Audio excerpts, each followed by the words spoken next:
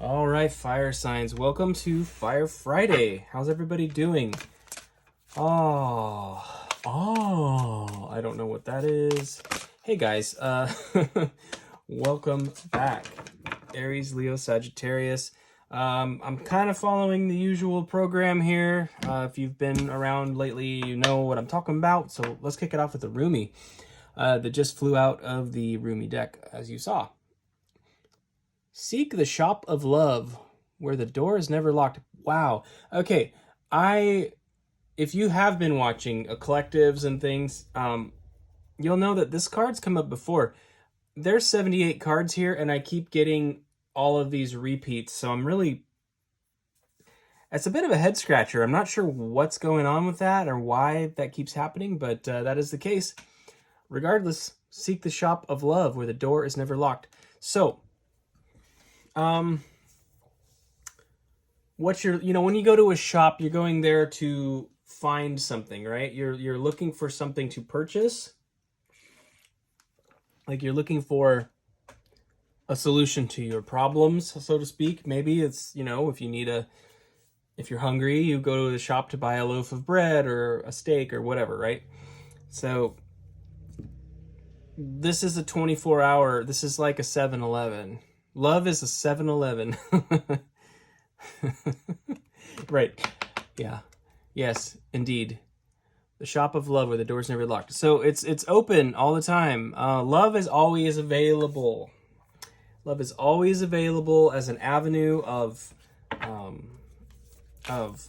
comfort, of solace, of inspiration.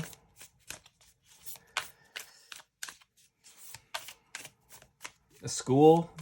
I mean, I don't know. It could be lots of things. We'll go ahead and dive into Moonology manifestations here and see if we can get a little more clarity on this notion for my fire signs. Aries, Leo, Sagittarius. Let's go. Practice gratitude. Last quarter moon in Sagittarius. Practice gratitude. Again, another card that's shown up recently. Okay.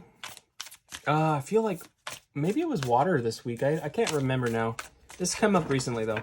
Practice gratitude. We've got release control, first quarter moon in Taurus. We have last quarter and first quarter here. Release control. Another theme that's come up recently. All right, we need one more. Practice gratitude, release control.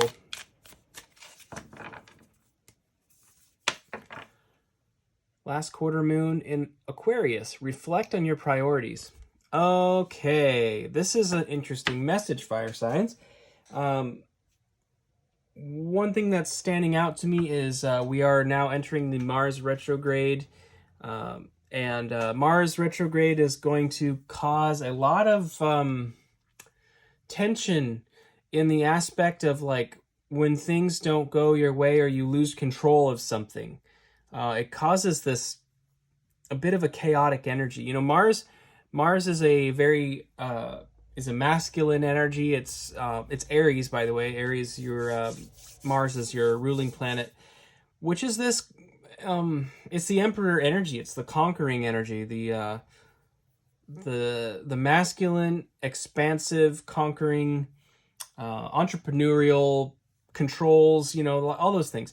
And I feel like as it's going into retrograde, it's causing sort of a disruption in the respective masculine energy in a lot of ways. And we're really being asked to sort of enter into some feminine energies here.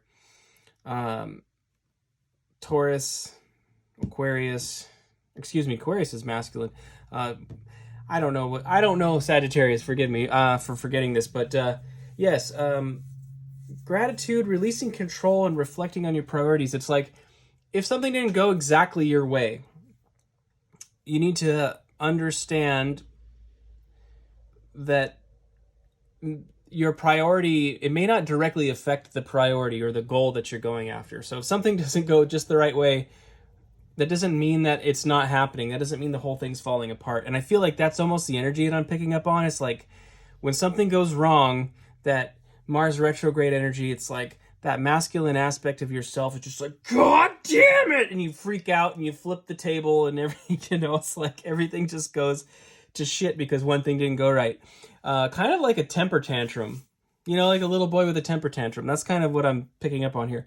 But it's okay. We release control.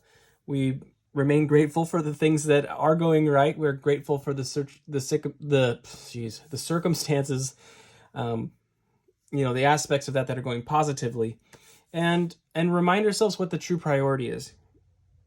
And ultimately, that's the big key. It's like, what is it that you really want? What are you really going after? What do you really desire? Has that whole thing been ruined? No, not really. If you're still alive, there's still a chance, so, okay, interesting. All right, so regarding practicing gratitude, we're clarifying with the tarot here. Baroque, we have the Four of Pentacles, the guarding of the things. So when the things haven't gone right, it causes a more desperate attempt to grab on, right? More control. And we're being called to release control here. Unable to move forward because his feet are guarding the Two Pentacles. Unable to open his heart because the heart space is blocked by the Pentacle and he has to hold on to it. Unable to take actions as well. He can't use his hands if he's clutching that Pentacle. And then his mind is closed as well. Can't even think outside of the box because of it. So this could be financial for some of you, but it's like the energy generally is just like unable to take actions or like unable to find a creative solution to whatever the setback was. And even though he's sitting still, it's like inside, it's this turbulent temper tantrum. Okay, release control. We have the Queen of Cups. Yeah. So what is the Queen of Cups? This is nurturing motherly energy. She's also a strong intuitive, but this is the feminine aspect of the realm or the kingdom of emotion. Release control. So we have Taurus and Cancer there, and it kind of feels like well, they're both feminine. We have the Moon and Venus basically at play. I feel like it's almost... I'm getting forgiveness, and I'm having a hard time articulating that, but it feels like forgiveness. Mothers are generally pretty forgiving. They go through a lot. They have to have a lot of grace. So, I don't know what the situation is, but there's probably some kind of wrong. There's somebody that maybe there's some kind of injustice that's happened in the past that needs to be released and forgiven in some way because it's stunting your forward momentum. Okay, I did have another card pop out here. Reflect on your priorities.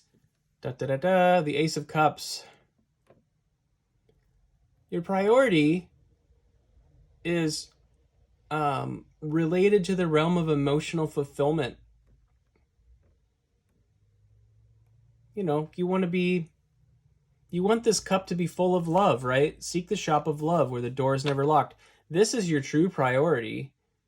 Emotional fulfillment, emotional satisfaction, love, not only for yourself, but for others. Your true nature is to enter into this love, but you have to release control. Okay, underlying the deck here is the Seven of Pentacles. So there is a strong energy here of reflecting back on things, taking stock of things, where you've come from, where you're going, where you are now, all that stuff. So there's a period of reflection here that's being called for. Not really a strong indication to take actions, but a request to really look at it. And again, with these other cards, to practice gratitude, release control, and reflect on your priorities. I think it's really important to see the bright side. In other words, this person is, they've been doing the work, right? They've been cultivating, they've been plowing their fields and cultivating their grapes and so on. And I think it's really key to remember. It's like, okay, well, I'm grateful for what I have. I'm grateful for the returns that I did get in my investment in this work. I'm grateful for my returns. I do understand there's things outside of my control, but the things that are, I've done a good job with. I've been a good steward of. Or have I? That's stuff you need to ask yourself. That's definitely something that needs to be examined. Okay? So there's a call to the emotional space here. I feel like, again, maybe we got into that whole thing with the Emperor and Aries and everything, and Mars retrograde, right? I do think that during this time, as Mars is retrograding, that's like the masculine drive is retrograding, and there's going to be hiccups, there's going to be problems. So what can we do when we're losing that aspect of our energy, of our power? If that's having difficulty, what can we do? We can focus on our strengths, right? We can tap into our feminine. We can tap into our divine feminine here, right? Releasing control with the Taurus card there. First quarter moon in Taurus, release control. The key, always, to forward momentum. It's like, what am I imagining here? You want to build, you want to build a beautiful house, right? Let's say you want to build a beautiful house. You have a piece of property with a house on it. The house is kind of dilapidated. It doesn't really suit your needs, so on and so forth. Sometimes releasing control is like letting the pre-existing structure be removed. Okay? It's like in that analogy, you're clinging on to this building, and you're like, no, I have to build my beautiful house out of this building. But it doesn't really work. Releasing control will allow you to think outside the box and say, hey, you know what? I can remove this building from the property and actually build from scratch something much better. I don't know. That's kind of a shitty analogy, but what take it as it resonates, I guess. In the area of Pentacles especially, since the hesitancy and some of the issues seem to be surrounding Pentacles here, so far anyway. That's just the analogy that's coming to mind. Or the business. It's like your business is struggling and you're trying to build something really big here, but there's some part of it, it's like maybe there's some part of the actual business model, the core part of it, that's just not working for you. It's like, could we not just start a brand new business, like a new LLC that does this other thing so that you don't have to try to marry them together? Does a business need a total overhaul, I don't know. Take it as it resonates, fire signs. Let's go ahead and clarify the Four of Pentacles here. We have the Nine of Cups. I kind of feel like you're afraid. It feels like you're afraid of losing something good here, something beautiful, right? The Nine of Cups normally is a card of happiness and satisfaction and joy, usually represented by an individual, but in this deck it has two people here. It almost has more of a 10 of Cups vibe to it than a 9 of Cups vibe in a sense. Feels like it's like you're clinging on to something because it's ideal. It's like, well, I want it to be a certain ideal, and if it's not that, I don't want to take chances on ruining whatever it is that's here, right? And again, this could be relationships, it could be business, or your 3D stuff. I kind of feel like it's some aspect of both. So you could, for very specific, but you may have this may involve a partnership that you're afraid of disrupting in some way, because it's sort of like, it's good enough, like it's not great, but it's good enough, and I'm afraid to take steps backwards. Something like that. I don't know. That's very specific. You could feel like you're afraid to take steps forward because you don't want to undo anything that you feel is really critical to hold on to.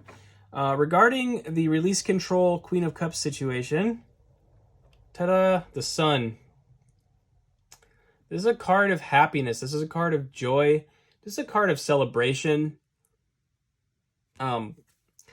When you learn to tap into your emotional energy in a trusting way, in a motherly and nurturing way, when you learn how to feel free to give out your emotional expression, you're going to find the results to be very positive. You know, releasing control, and I do think that's interesting with the moonology being kind of, you know, reflected by the sun here. And by this is the sun obviously is fire. I believe Leo. It's Leo. Anyway, one of Leo's cards. Leo's ruled by the sun. So Leo's out there. It could be for you in a specific way, but I do think that more or less there's a call to, because really, okay, let's look at it this way. Leo is the sun, right? Represented by the sun, but it's like Lord of Love, you know? Leo's love. They're lovers. Big loving lions. Big loving lions. Anyway, now, the Queen of Cups, the Cancerian energy, it's a similar, it's water, but I don't know how to explain it. It almost feels like a Cancer is a little more of an introverted version of a Leo. Something of that nature. Take it as it resonates. Obviously, it would depend on your actual degrees and how close you are to cusp and everything else. I don't know. But there's love in both. There's very much love in both. And I do think there's just this call to surrender part of it to love. You're afraid to let go of something, but you're being called to emotionally open up. It's exactly that. You know, that's why this Rumi quote, it says, the shop of love, seek the shop of love where the door's never locked. Well, when you go into a shop, you have to pay for it, don't you? You have to buy it. You have to purchase the item. And love is a tricky one that way because it feels like a risk to give something away, but what happens? It multiplies. It just totally multiplies. So we have the Eights of Cups here. Let's go ahead and clarify that. Going from the 9 to the Ace is interesting. But in the Suit of Cups, it's like it ends on a high note. You know, the 10 of Cups is a beautifully happy card. So let's see what's going on here. We have the Fool. Well, yeah, the Ace of Cups and the Fool. I love that because the Fool is a brand new beginning, isn't it? It's a brand new journey. It's a brand new journey of love and self-expression and, you know, peace and happiness within somebody. To see the 9 of Cups, the Sun, and the Fool is like saying, as a collective message, like, it's so liberating. Like joy, peace, happiness, celebration, and a brand new start that you feel wildly optimistic about.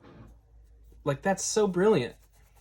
Whatever this is that you have to let go of, it's like it is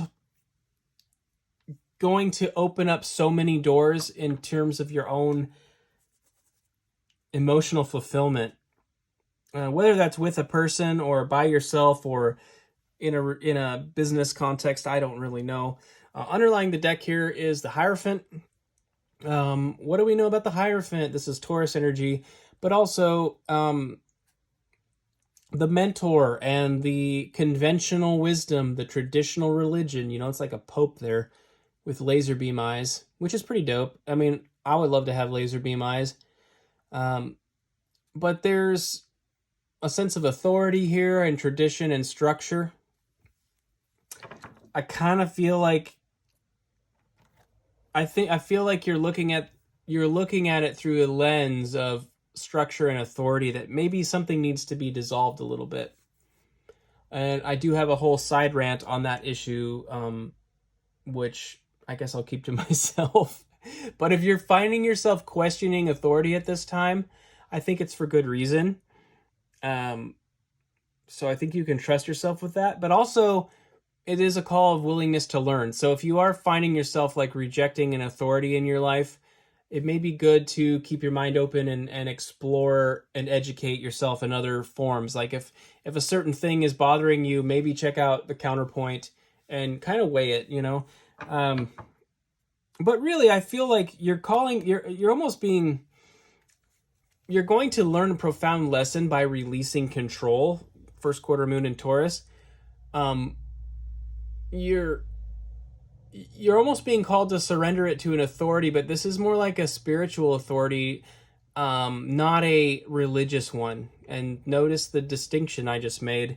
Not a religious one. It's a spiritual authority. And only to gain knowledge and to gain insight and to gain wisdom. You don't have to subjugate yourself to any spiritual authority ever. And that's one of my obstinate Taurian things that I have to say. It's like, you don't have to subscribe to the whole enchilada. It's okay to explore ideas without, committing yourself to them and marrying them, so to speak. So, which is funny because a Hierophant is also a marriage card. Anyway, let's get some potential outcome / advice for you. We're going to go back to the Work Your Light Oracle because I'm really liking it. And it's so pretty with the flowers and everything, right? Work Your Light is definitely working for me. Oh, gosh. Thank you for putting up with all my dad jokes, by the way. I laugh at my own cheesiness, and it's like, if you can handle all that, I really appreciate you. So anyway, let's get into it here. 3 cards, potential outcome / advice. Mirror, who or what is triggering you? Over gratitude, over the 4 of Pentacles, over the 9 of Cups. Who or what is triggering you? That is a question for you to answer. Generally speaking, I think when it comes to our current situation in the world, everybody's being kind of put at odds against one another through social media and different things, where it's like we have to take these. It's gotten so tribalistic, but because it's like this last flailing attempt to. It's the shadow of this collective authority kind of stuff dying. It's just dying off. Like, that's pretty hardcore. So what you'll find is who or what is triggering you in that mirror card. It's like sometimes your enemies have way more in common with you than you think. Not an easy lesson to learn, but I find it to be true most of the time. Okay, we've got the crumbling. What are you clinging on to? Right over release control. Queen of Cups, the Sun. What are you clinging on to? Are you clinging on to something that's preventing this happiness and joy from coming in? And honestly, the trigger and the clinging is interesting because some of us, we don't even know it. We don't even realize we're doing it, but we sort of have those times where we love to hate things. You know what I mean? We love to hate things. It could be political figures, whatever, stuff like that. It's like we just get into this like, ooh, whatever, Potato Joe or Orange Man or whatever it is, if you're in the States, right? We get into these things, I just love to hate that person. It's like, well, what part of them is triggering you, and do you see it prominently in your own reflection? I don't have a spray tan, so I don't know. I also don't have dementia. Anyway, and then the initiation, rite of passage, crossing the threshold. Okay. I love this. I just saw this. Okay. Rite of passage, crossing the threshold. And what are we going here? The Fool. Right over the top of the Fool and the Ace of Cups. You are going to go on a journey of love, of exploring love. Exploring and learning about love in these different forms, in a higher way. Steve Winwood, yeah, higher love. Make me a higher love.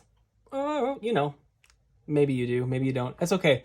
Steve Winwood's pretty cool. that has nothing to do with this, but you are about to go on a beautiful journey of higher learning in love. You're about to take a leap. I like this. I mean, this combo. This combo right here, Ace of Cups, the Fool, and the Initiation, like, holy shit, guys. This is... Oh, and learn... Going to the school of love is going to be potentially a lot, okay? It's a big one. This is a big journey. That's why it's the Fool. You know, that's the beginning of the Major Arcana. You're about to go through a major life cycle change here. A brand new beginning where you're going to learn a lot of stuff regarding love, seemingly. And underneath here, answer the call. What is your soul calling you to do? Well, only you know that, fire signs. I don't, but I do feel like there's elements of, obviously, of forgiveness here, of surrender, of opening your heart. This is so beautiful. I mean, should you choose to, you know, if you're resonating with this message and you choose to respond to it, I feel like there's something very, very beautiful coming in for you. So, you may find yourself at the end of it actually marrying somebody. Like, I know I just did that cheesy tarot thing where I just gave you a fortune-telling prospect. You could potentially find yourself getting married. Oh, the Chariot's underneath. Yeah. But I don't read fortunes. I'm not a fortune teller, okay, guys? So I love each and every one of you. Thank you so much for being here. My job is to be a mirror. I'm meant to be a mirror and a reflector. I'm helping you see something. I'm not a fortune teller. Maybe I am, maybe I'm not. Who knows? Anyway, I love you guys. I will see you next time. Thanks for being here, Fire Fridays, and take care of yourselves. I love you. So, yeah. All right. See you later.